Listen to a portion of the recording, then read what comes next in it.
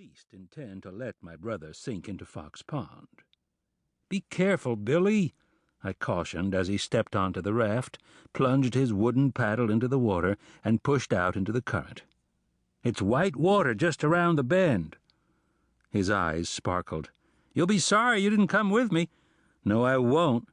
"You'll miss all the good stuff, Cal."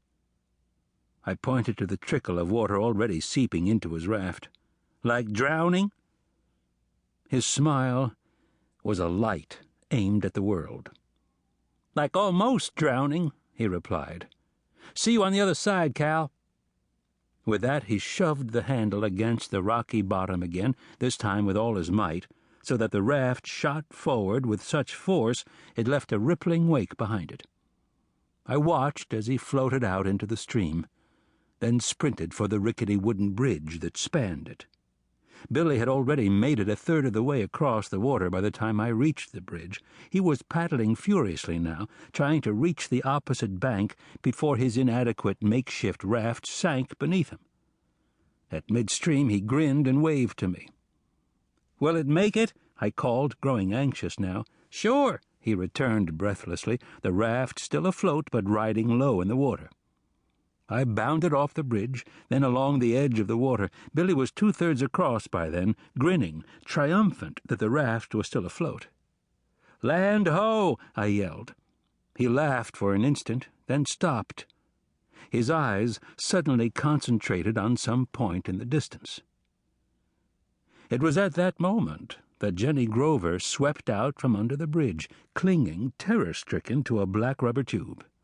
She was moving swiftly on currents that had not yet tamed, and which would inevitably propel her across the still turbulent surface that lay between the bridge and the lethal, churning waters that waited just beyond the bend, water that would within minutes carry her over Linder Falls.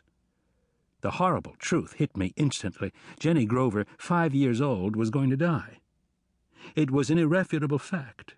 I might dive into the water, try to intercept her, but she would have long swept past any point I might reach along her path. There was nothing between Jenny and the falls, nothing that might grasp the rubber tube or direct it toward shore. Nothing, that is, but my brother. I spun around and saw that he stood in place, the paddle motionless in his hands, the raft sinking beneath him, his gaze fixed on Jenny Grover. Instantly, I knew what he was thinking. "No!" I shouted. "Don't!" He looked at me, sunlight glistening in his wet hair, then turned and dove headlong into the water, a gleaming, graceful, fleeting thing, the white bird of summer. I felt my heart quake, all my passions surge in a silent, shining prayer. Live! Then I rushed into the stream myself, swimming madly toward Billy even as he swam away from me, his arms shooting in and out of the turbulent water, plowing with all his might toward Jenny Grover. I had made it to the raft by the time he reached her, saw him grasp the black tube, then, with a fierce backward stroke, pull it toward him. "Got her!" he called. There was a strange, exultant happiness in his voice. I swam out to him, grasped the tube, and together we hauled it back to shore. Once on land, Jenny wept softly, wrapped tightly in my brother's arms. "You're a hero, Billy," I said. He looked at me, blue eyes sparkling. "A real hero," I repeated. My father, however, had a different view of what Billy did. One he made the mistake of declaring that same evening as we came to the end of dinner. I had just finished telling the whole tale, Billy's raft, his sail out onto Fox Creek, how he'd leaped into the water, pulled Jenny Grover from death's way.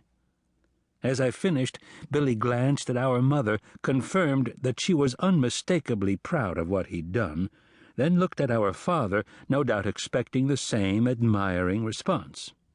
Instead, he encountered a solemn face, stern, dark eyes. "Don't you think that was rather foolhardy, William?" my father asked.